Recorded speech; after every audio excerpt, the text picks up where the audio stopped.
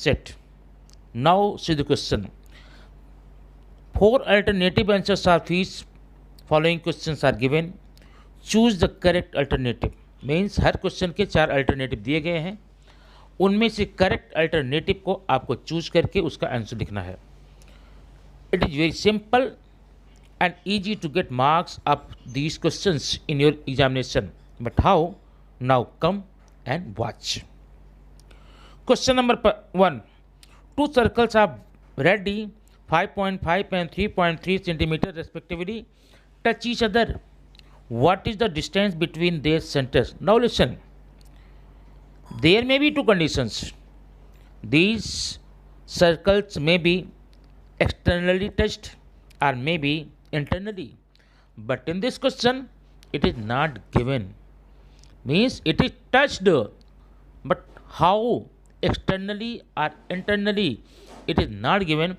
So you have to find out both the conditions with proper answer. Means इस question में 2 circle हैं, उनके radius 5.5 and 3.3 centimetres हैं.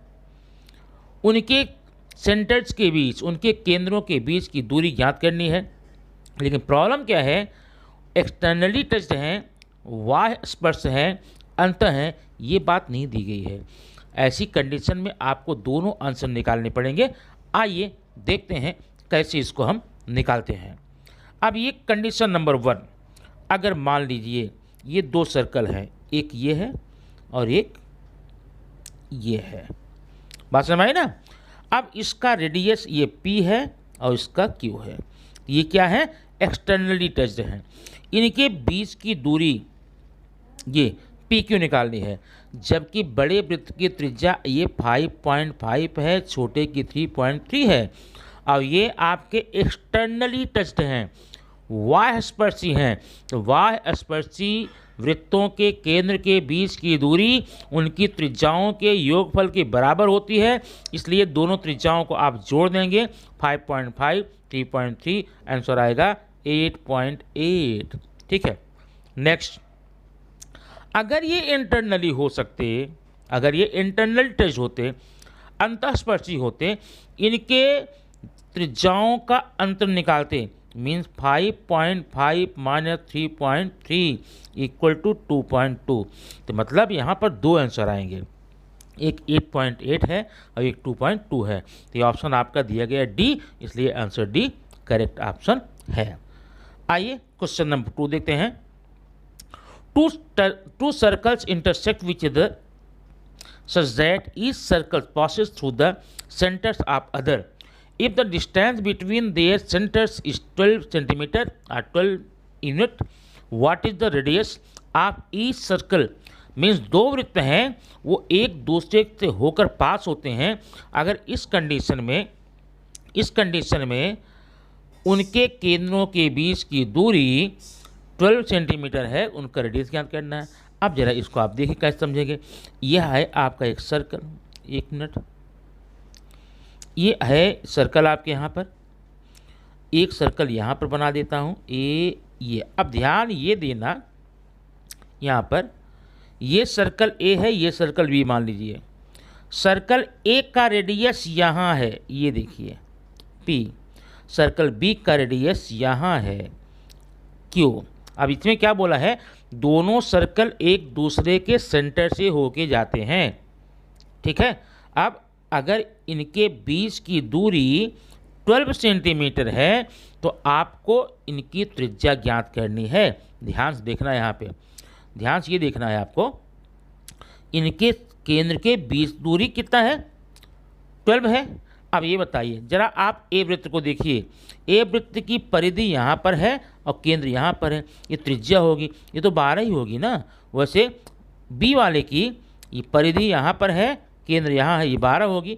मतलब उनकी त्रिज्याएं भी 12 होंगी, 12 होंगी. वही आपका आंसर होगा, option number B. Question number 3. If a circle touches all sides of parallelogram, so the parallelogram must be rectangle, rhombus, square, trapezium. अगर एक सर्कल है, उसके ऊपर से खींची गई भुजाएं एक समांतर चतुर्भुज बनाती हैं, वो समांतर चतुर्भुज क्या होगा? आयत होगा, समचतुर्भुज होगा, स्क्वायर होगा, ट्रेपेजियम होगा। मतलब आप इसका आंसर होगा रोम्बस, समचतुर्भुज। Question number 4, length of a tangent segment drawn from the point which is the distance 12.5 centimetre from the centre of the circle is 12 centimetre. Find the diameter of the circle. अब एक figure आप देखेंगे तब आपको अच्छे समझ में आ जाएगा।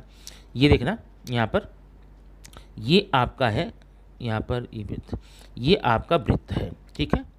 इसका केंद्र यहाँ पर है, पी केंद्र है, क्यू है मान लीजिए। अब ये देख लीजिए, यहाँ से ये जो दूरी है पी की, ये आपको दी गई कितनी? 12.5। और ये जो आपका टेंजेंट स्पर्श रेखा है ये आपका है 12 सेंटीमीटर। तो आपका इसका डायमीटर निकालना है। कोई बात नहीं, आप इसको यहाँ टच कीजिए, ये मान लीजिए यहाँ पर। तो ज़रा इस ट्रायंगल AOP में देखिए, आपका 90 है, और जब 90 है ये 12 सेंटीमीटर, 12.5 यहाँ पर है ये, तो आप इसका मान पाइथागोरस निकाल सकते हैं। लेकिन ये जो मान निकालेंगे वो रेडियस होगा, त्रिज्या होगी। आप इसका डबल कर देंगे, आपका डायमीटर यहाँ पे आ जाएगा। Question number 5, if two circles are touching externally how many common tangent of them can be drawn. अगर दो वृत्त एक दूसरे को बाह्य स्पर्श करते हुए खींचे गए हैं, उनमें कितनी स्पर्श रेखाएं होगी? 1 2 3 4। अभी समझ लीजिए, आ जाएगा समझ में। एक सर्कल आपका ये है, ये, और एक सर्कल आपका होगा ये, ठीक है। इसमें कितने कॉमन टेंजेंट, कितने सामान्य स्पर्श रेखा खींच सकते हैं? नंबर 1 2 देखो, आपको यहाँ दिख रही, ये है 1 हो गई, नंबर दूसरी यहाँ हो गई, ठीक है, 2 हो गई। ध्यान देना, हिंदी मीडियम की किताब में यहाँ पर 2 ही दिया गया है, लेकिन रॉन्ग है, बताया गया आपको। एक आपका यहाँ से होगा, माने एक्सटर्नली टच सर्कल के कुल 3 कॉमन टेंजेंट खींचे जा सकते हैं। इसका आंसर होगा 3, ठीक है। क्वेश्चन नंबर 6, अब ये समझना, ये क्वेश्चन आपको आता थोड़ा चेंज करके आता है, आप बहुत बारीकी समझना, क्लियर हो जाएगा। ये आपका है angle ACB inscribed in the arc ACB of circle with centre O। If ACB is the 65, find the measurement of ACB। ध्यान समझना, एक सर्कल है, उसका केंद्र O है, बना लेते हैं पहले। देखिए यहाँ पर ये है आपका सर्कल है, ये सर्कल आपका है, इसका सेंटर आपका O है, ठीक है। इसमें एक कोण बनेगा ACB, ये देखना, जरा एक मिनट को फिर बताता हूँ इसको। ये आपका सर्कल है, ये आपका यहाँ टच है मान लो, ये है एंगल ACB, इसकी वैल्यू कितनी है? 65। ध्यान दें, 65। हम जल्दीबाजी में क्या करते हैं, ऐसे सवाल को लगाएं, कई बार हम 165 का डबल करके 130 कर देते हैं। ध्यान समझना, एंगल ACB 165 है। अब बताइए आर्क AB कितना होगा? आप इंस्क्राइब्ड एंगल से अंतर्लिखित कोण निकालेंगे, इसका मान आएगा 130। ये आर्क AB का मान आएगा, चाप AB का मान आएगा। लेकिन आपको चाप AB नहीं पूछा है, चाप ACB पूछा गया है। तो चाप ACB कैसे निकालेंगे? चाप AB धन चाप ACB, माने arc AB plus ACB equal to 360, मतलब 130 plus ACB, arc ACB equal to 360। बात समझ आई ना? तो arc ACB equal to 360 minus 130 equal to 230। आपका आंसर होगा D. Question number 7, chords ABCD of circle intersect inside the circle of point E.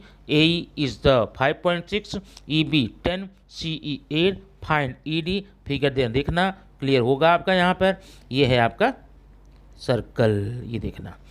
अब इसमें 2 कॉर्ड खींचने हैं, एक ये है और एक ये है।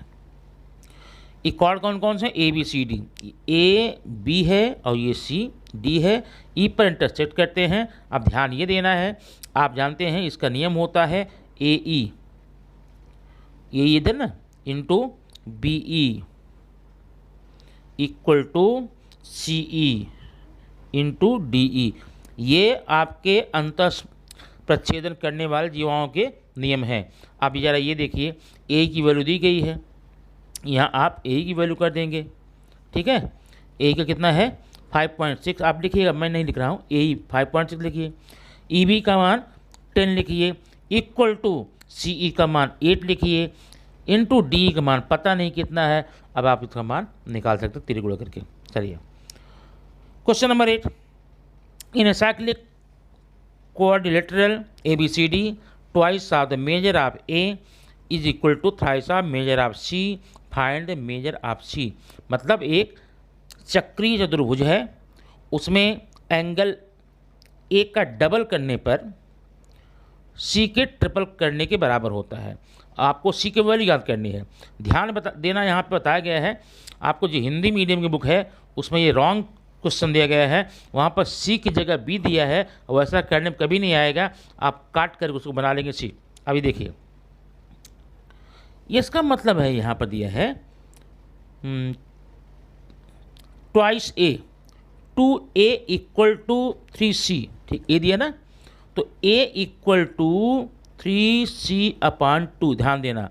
अब यहाँ देखिए, angle A plus C equal to 180, ये चक्रीय चतुर्भुज के समकोण, opposite angle of the cyclic quadrilateral.